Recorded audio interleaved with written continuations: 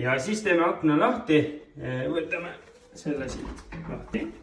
Saame siis puhastada ära selle vahekäigu siin, aknaraamid ja siuksed asjad vahed, et siis perenaiste lemmikots külge ja sellega siis puhastame ära kõik sellised mustused.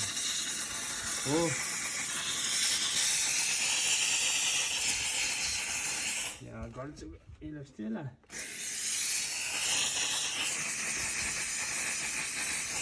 Võtad kõik siuksed rasvad siis ilusti kinni. Mustused, mis siia on aja talvega kogunenud.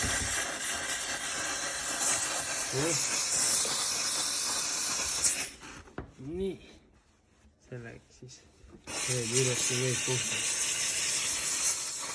Kõik sellised vahed samamoodi, et nii ei saa.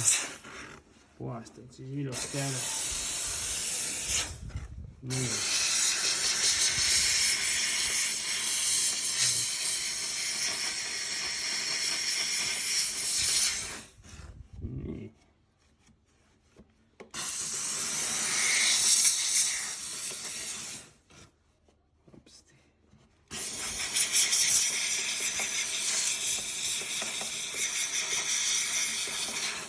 Et sellega siis pääseb ilusti igale poole rasketesse kohtadesse ligi, et kui me tavaliselt puhtfüüsiliselt ei pääse.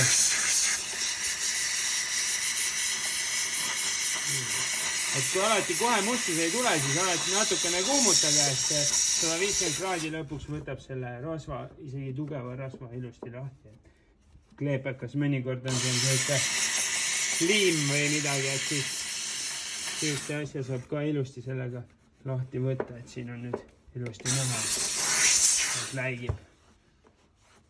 Ja ütleme siis nii, et sellega jah, saame teha kõik siuksed aknad, vahed, kõik raskemad kohad, kuhu me ligi ei pääse.